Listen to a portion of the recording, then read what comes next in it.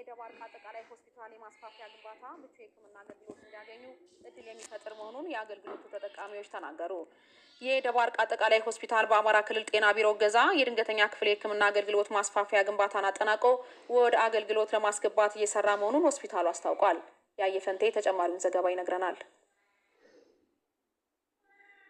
በሰሜን ጎንደር ዞን የደባርቅ አጠቃላይ ሆስፒታል የአገልግሎት አሰጣጡን ይበልጥ ለማሳደግ በክልሉ ጤና ቢሮ ድጋፍ በ2017 ዓ.ም የማስፋፊያ ግንባታ ማስጀመሩን መዘገባችን ይታወሳል። አሁን ላይ ይህ ግንባታ ተጠናቆ አገልግሎት ለመስጠት ዝግጅት እየተደረገ ይገኛል። አቶ መሳፍንት አገኘውና ወጣት እሸቱ መላኩ የሕክምና አገልግሎት ለማግኘት በሆስፒታሉ ድንገተኛ ክፍል ያገኘ ናቸው። የድንገተኛ ክፍሉ ጠባብ በመሆኑ አገልግሎት ለማግኘት አስቸጋሪ እንደነበር አንስተው ማስፋፊያ ግንባታ በመከናወኑ ችግሩን እንደሚቀርፈው ተናግረዋል። ብዙ ታማሚዎች በመጥበቡ የተነሳ ለብርድም ሆነ ለተለያየ በሽታ የበለጠ ተጋላጭ ነው።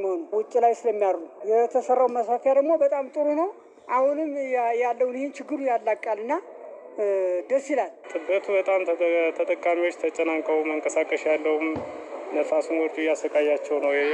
የባሰ በሽታ እየተዳረጉ ነው። እዚህ የገበያ ማዕከል እንመስል ከቦታ ጥበት አንጻር ማስፋፊያው ለህብረተሰቡ በጣም ጠቃሚ ነው። ችግሩን በጣም ይቀርፋል። በሆስፒታሉ የተገነባው ማስፋፊያ ለድንገተኛ ክፍል አገልግሎት እንደሚውል ያነሱት በሆስፒታሉ የድንገተኛ ክፍል ጠቅላላ ሐኪም ዶክተር ሰለሞን አምባቸው ናቸው። የማስፋፊያ ግንባታው የህሙማንን እንግልት እንደሚቀንስም ጠቁሟል። እንደምታዩት እዚህ አካባቢ ውጭ ነበር ምናስኛቸው ፔሸንቶቻችን አሁን እሱ ነገር ተቃሎልን በስራችን ቶሎ ለመጀመር አስችሎ እንደዚህ የታካሚዎቻችን እንግልቶች ለመቀነስ እና አስበናል። የደባርቅ አጠቃላይ ሆስፒታል ድንገተኛ ክፍል በአመት ከ15,000 በላይ ለሚሆኑ ዜጎች አገልግሎት እንደሚሰጥ ያነሱት የሆስፒታሉ ተወካይ ስራ አስኪያጅ ጥጋቡ መንግስቴ የሆስፒታሉ የአመታት ማስፋፊያ ጥያቄ ምላሽ ማግኘቱ ለስራ ምቹ ሁኔታንም መፍጠር ችሏል ብለዋል። ግንባታው በርካታ ክፍሎች ያሉት በመሆኑ የአገልግሎት አሰጣጡን ቀልጣፋ ያደርገዋልም ነው ያሉት። በረንዳዎችን ሁሉ በየኮሪደሩ ስንጠቀም ስለነበር ያን ሁሉ ይቀርፍልናል። ዘና ብሎ አገልግሎት ሊሰጥ በማይችልበት ሁኔታ ሲሰራ ስለነበር ይሄ ለዘመናት ስንጠይቅ የነበረው ጥያቄ ስለተፈታልን በጣም እናመሰግናለን። በርካታ ክላሶች አሉ። የላቦራቶሪ ክፍል፣